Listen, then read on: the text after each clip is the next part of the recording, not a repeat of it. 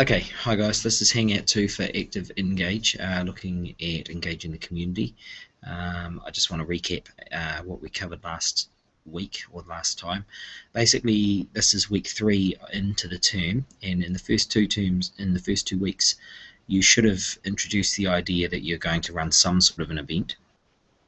That event might involve just your class, it might involve you in a buddy class, it might involve your syndicate. It could involve parents coming in, it could involve lunch times, it could really literally be anything.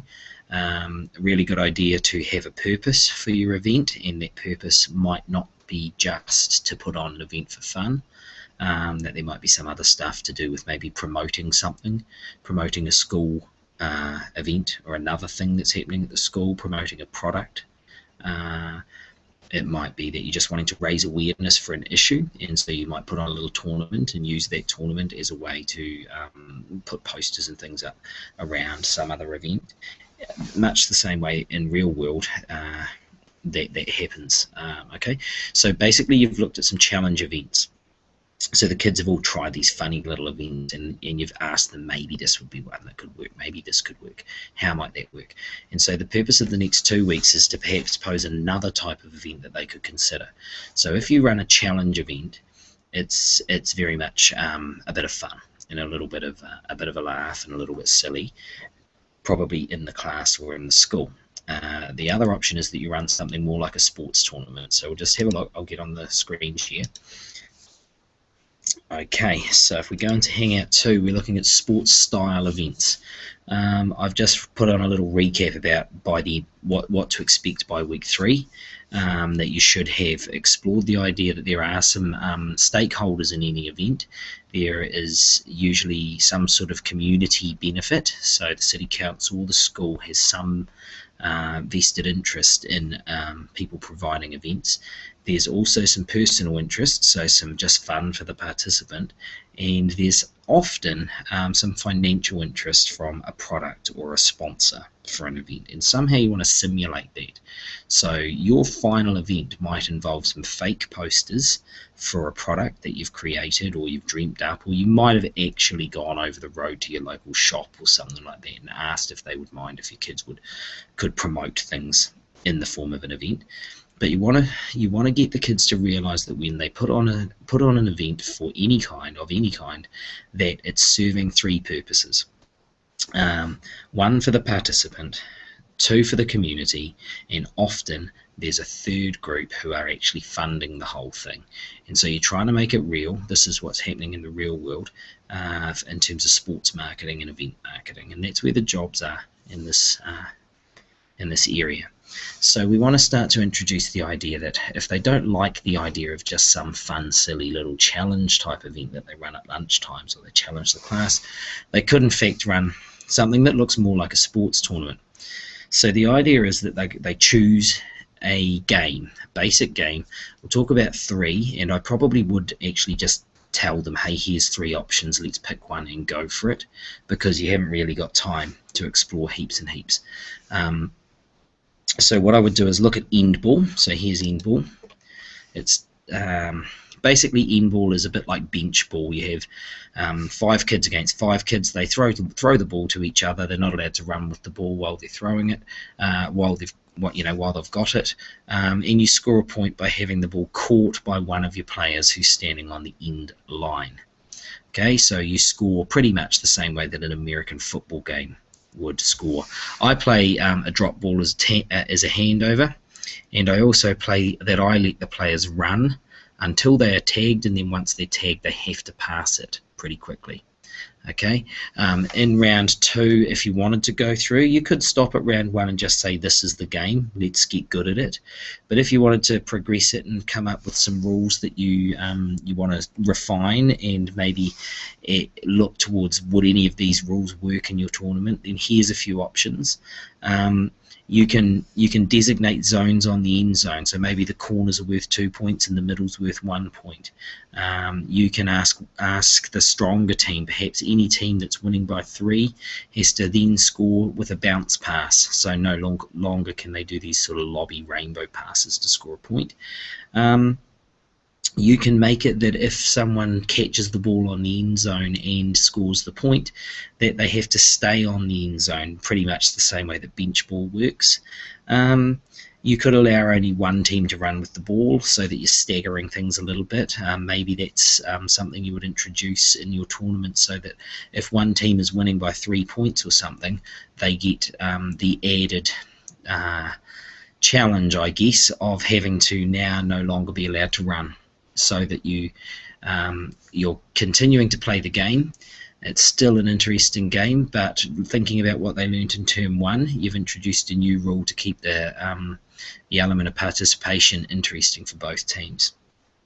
You could have a no-go zone near the end zone, so that a scoring point actually has to be further away from the end line. And that's a pretty workable solution.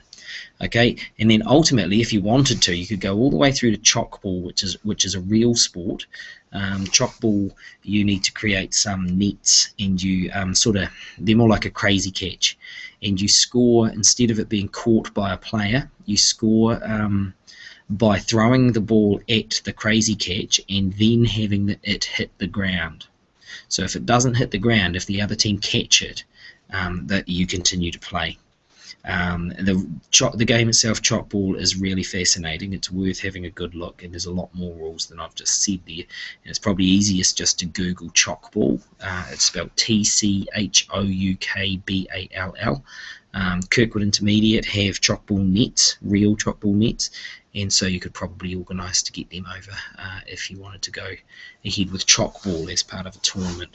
The benefit of chalk ball is that the kids won't have come across a game like it. Chalk ball, the key difference is that in games like netball and soccer, one team attacks one goal and the other team attacks another. In chalk ball, you attack any goal that you feel like, but you can't attack the same goal more than 3 times in a row. So it's worth a look. If you do choose to play chalk ball, perhaps it's easiest just to get in touch, and I'll talk you through it on the phone. Probably the easiest. So what I'm saying is you could choose end ball or chalk ball and try experiment with it. We'll talk about the different ways you might experiment with it in a little minute. I'm just going to talk you through the 3 games. Okay. So then you've got bullseye. Now bullseye is a basic target game, more like bowls. Basically what you've got in round 1 is where you have a hoop, maybe a little spot marker inside the hoop, and bean bags, and it's a throwing game, and you're just scoring points by throwing bean bags into a hoop. And pretty much your lessons could involve changing the game and creating different challenges, maybe setting up the hoop and the spot marker in different ways, creating a different point system. Maybe if it goes behind the hoop, you lose all your points. If it lands in the hoop, you get 5 points. If it lands on the spot marker, you get 10. That sort of thing. You might have a skipping rope as a line that everyone has to stand behind when they score, when they throw. And if you put that skipping rope on a slight diagonal, the first throw is up near the top of the skipping rope, so closer to the target. The second throw halfway down the skipping rope, so a little further away. Third throw further back. So you could have a whole session, or 2 or 3 sessions really, just exploring different target game systems, getting them to make up a little game, basically. In round 2, or when you want to play it again, you can explore different ways of having people take turns. So the first way is that one person throws 4 bean bags and the other 3 people they're playing against just watch. Not so great, PMI that. Then you could have one person throws 1 beanbag, then the next person throws 1 beanbag, and so on, and they all leave them out in the middle, and then they all walk out and see who got closest. That type of game. And then the third one is that everyone stands around the hoop, sort of in a circle type pattern, and on the count of 3 they all throw at once. And you can have the kids discuss which version of the game bullseye would be best for their chosen type of event. So if it was just a class challenge or just an in-class challenge, maybe the best idea is to have one person throws all 4 beanbags type game. But if it was parents coming in and it was a bit of fun, and people are likely to be holding a sausage sizzle or a can of something, and it's a bit of fun, maybe the last version where it's all a little more social would work better. And so Bullseye is a good game if you're planning, if you want quite a low-key kind of event, where you might not even have an overall winner. You might just have individual games, one person sitting next to each game, and they kind of run the game. But basically it's just a target game, very similar to bowls, but totally entirely made up. You could put barriers in front of the hoop so you can't even see the hoop, put some seats in front of it so you've got to throw the beanbag up and over the seats and make it land in the hoop, that type of thing. So Bullseye, probably a pretty safe option. A rather slow event. It might be good for one class against one class, and you invite them in and you just teach them your version of the game and you move on. Okay, and then the third game that I'm suggesting, and really this is the one I would choose most of the time, tag ball works. Tag ball, corner ball works every time. Basically tag ball is where one half of like 5 against 5. They're playing in a netball third in a court that size, and you basically throw the ball to each other, trying to get close enough to another member of the other team, and you're trying to tag them with the ball. And if that player's tagged, they're out, and that's the game. You're trying to eliminate the other team. If you drop the ball, it's a handover. Okay, now round one you just play that and you black hat it and you think about what's good and bad about that game, and often it's because once you're out and it's not much fun. So then you could repeat it again and introduce some new rules, things like that a player is out until a handover, and that means that a team, if they're going to win the game, has to get all of the other team out without dropping the ball ever, because if they drop the ball or it's intercepted, all the players that were out before get to come back on. And so that adds this element of makes the game go a little bit longer, makes it a little bit harder, and it also means that the players who are out early are interested in the game still. So we're hitting some of the stuff we've talked about in term 1 again. Right, so then the third time you play it, I like to join up the games a little bit. So if you can imagine, I've got 3 games going on a third of a netball court each, and I play a version where if I get someone out in my game, that person isn't out. They actually just go and join the game next door. So if you've got 3 games, bands against no bands, and one of the bands gets out, the band just joins the neighbouring band's game and continues.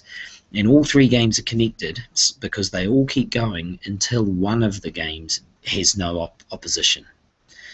And then all games stop, and it's a pretty interesting kind of scenario, and you have to decide, okay, so who actually wins there. But basically what you've played is 3 different versions of the same game, and you can have a conversation with your kids about, okay, which version would work if we're going to run a tournament, or if we're going to run an interclass challenge, or if we're going to just have some people come after school and have a bit of a picnic and we're going to play this game, or if it's just going to be an in-class tournament, what type of version works best. And to be honest, the way I did it last year, we had 3 classes and we used the first version of this game, and it worked a treat. People were out, but they knew that because we were talking about a tournament, they knew they were going to get more games anyway. Okay, so perhaps I can just leave it there. And so what we've got is 3 possible games. So what I would suggest you do as the teacher is pick maybe one of them that you want to spend your time sharing. And the main point of the next 2 weeks is not actually to teach the game. You're going to have to take 2 or 3 lessons to get the game, maybe 2 lessons, to get the game going, get them understanding how it works and have a decent go. But the real learning is when you start comparing tournament structures. Okay, so what we're looking at is we're going to have a think about how round robin games and tournaments compare to if you have a pool structure compared to if you have a knockout structure. So let's just take tag ball for instance. If you had a round robin tournament, what would happen is that you would have maybe 5 teams, or if you're playing with 2 classes, perhaps you'd have 6 teams made. And those 6 teams would play 5 games each. They'd all play 5 games. They'd all get 3 points for a win and 2 for a draw and 1 for a loss or something like that. But what are the benefits of that tournament, that structure? And so what I've done is listed a few of them here. And they are that everyone gets the same number of games. The tournament takes a bit longer. There's no final. Now, that's a con, really. If there's no final, you don't get that big wow factor at the end. Often the team that wins may have lost the last game. Often people don't actually know who the best team was until the tournament's over and they all come and check the board. So there's some issues there. And the other one is that no one watches the big game. And if you're wanting to promote a product, for instance, let's say you want to promote the local fish and chip shop's new, whatever burger, and you make some posters, what's going to happen if you don't have a big game where everyone comes together at the end and you happen to have your posters there? Okay, so it's worth talking that through. So round robin versus pool play. Now, pool play is where you might have 6 teams, but you might split them into 2 pools of 3, and you play little mini tournaments where there's 2 teams having a bye and 4 teams playing each other, and it might take 2 rounds, I think, or 3 rounds for everyone to play everyone. After pool play, there's a few issues with that. You want to ensure that you end up with a final. And so what you'd probably do if it was 3 against 3 is you'd end up with the third teams playing, and then they're finished. Okay, so you've had the top 4 teams get a little bit of time off, and the third teams play off. They're finished, but now they're free to become spectators for the semi-finals and the quarter-finals that exist. And so here's the benefits or the cons. Everyone gets to play a number of games. They don't get identical numbers, but it ensures that there's at least a baseline minimum number of games. It keeps the competitive nature of the games, because by siphoning off the bottom teams, if you like, and putting them into another little round, they're not going to get as negative as if you just round robined and they just keep losing every game. And it builds towards a final. Now, you want to make sure that your final is truly a final, that there's not a playoff for 3rd and 4th happening at the same time, and you want to create your final to have everyone sitting around it with a game to watch and chant and cheer on. And it's important to finish all the other games before the final. Okay, so what I would do with the kids is keep coming back to, will this help us raise awareness of the product? Will it help us ensure fun for the participants? And would it have the outcome connected to the city council, the community outcome of a strong community? Which one of those two would be best to build a sense of togetherness and a sense of wow and celebration? Okay, and then the other version is a knockout tournament. And a knockout tournament literally is where if you've got 6 teams, you play 3 games and the 3 losers have finished after 1 game. Okay, now the issues with that are that it can give really unusual results. Okay, and so you might want to compare this idea of a shield versus a cup tournament. You might have streamed tournaments or ranked tournaments or something like that, and it's just a nice way of saying, well, pool play, shields and cups, get around the idea. So maybe what would happen in a knockout tournament is all the losers, instead of being finished for good, all the losers become part of another tournament, a minor tournament, and that sort of gets around it. Some teams only get 1 game, or they get very few games, but it does give a big final atmosphere because you've built up to that final. And often in a knockout tournament, the final, you add different rules into the sport, or there's some slightly higher or more specific rules or higher expectations. So what I would do is I would pick the game that you want to play, such as, let's say, cornerball, because it's the simplest, and then I would run tiny little 3-minute round robins, and run a tournament in one lesson, run a little round robin tournament with your class, and then the next lesson I'd run a little pool play tournament with your class, and then the final lesson I'd run a knockout tournament, tiny little games, 3 or 4 minutes long. If you don't want to do it with your game, do it in maths time with a maths game. Do it on a rainy day with a board game. Do it with noughts and crosses, and just play the game structures, because what you want the kids to do at the end of week 4 is to be able to tell you if they want to play a challenge or a sport, and if they choose a sport, you want them to tell you whether they want a round robin, a tournament, or a knockout tournament. Okay, and when I say whether they want, what they want, which one of these is going to serve the purpose of meeting the community outcome, helping the client raise awareness for their product, and putting on an enjoyable show and event for the participants. Okay, because ultimately what's going to happen is that the students at the end of this are going to have to sort of report back to you as the teacher the number of participants, the number of spectators, and the number of people that were aware of your event. And that's a way of sort of reporting and being accountable back to the client and back to the funding source and back to the sport itself, you know, the number of participants and the enjoyment of the whole game.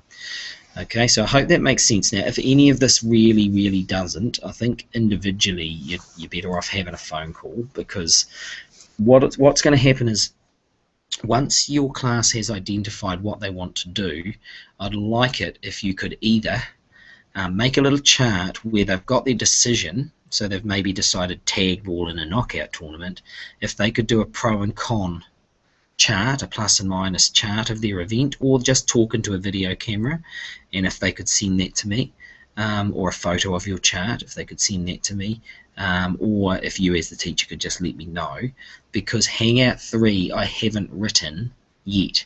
What I'm wanting to do is to hear from you and base what I put into Hangout 3 on what you have chosen.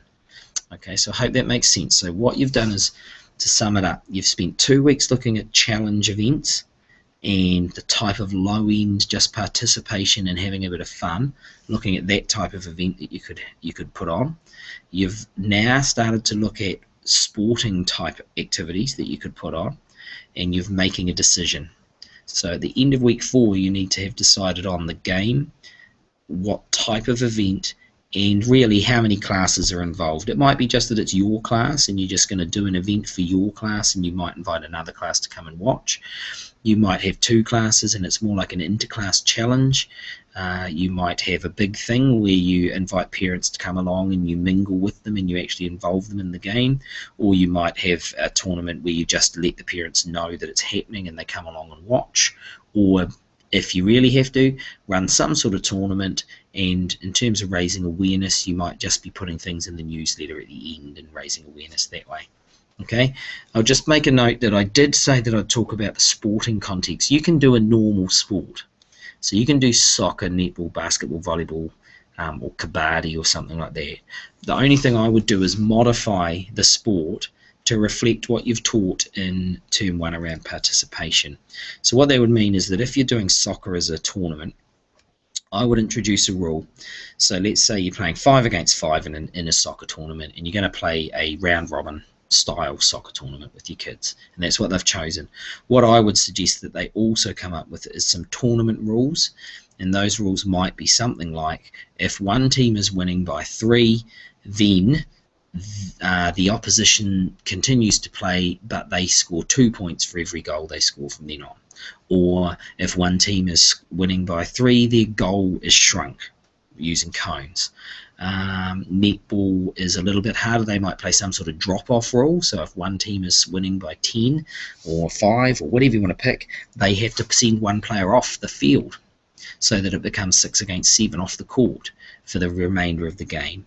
Basketball, you could introduce things like that the team that's losing by 5 or gets a point if they hit the backboard, and 2 points if it goes in the net. So just thinking about what you've talked through in participation in that first term around. You don't want teams to get disheartened and just quit. It's in everyone's interest if you can keep them motivated and interested. Okay, so I hope all of that makes sense. I've kind of talked pretty quick. I do want to come to the assessment chart, which I should have got out in the first week. So let's just pick, for instance, level 3. So here's the level 3 sheet, hopefully. Pop it up. Okay, what I would do at the end of most of your sessions is just give this out to the kids and ask them to identify risks in their causes and the safe things they did during their activities.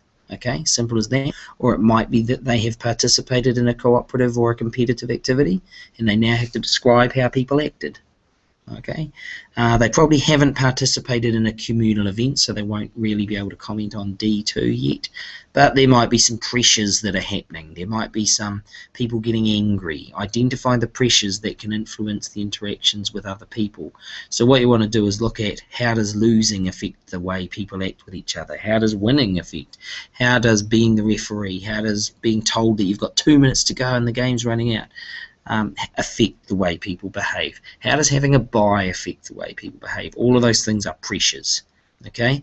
And then you might have them list things that they can do to help them not lose the plot, if you like. So this sort of chart is just something you want to get out every now and then and get a few comments just popping up. Yeah, so I hope that makes some sense. Right, so yeah, I think that's pretty much it. So by the end of week 4, you want to have chosen your game, chosen your style of tournament, and really underlined the fact that what you are doing, whether it's a challenge event, a game, a tournament, an interclass activity, a teachers versus students game, there's 3 purposes. 1 is to meet a community outcome.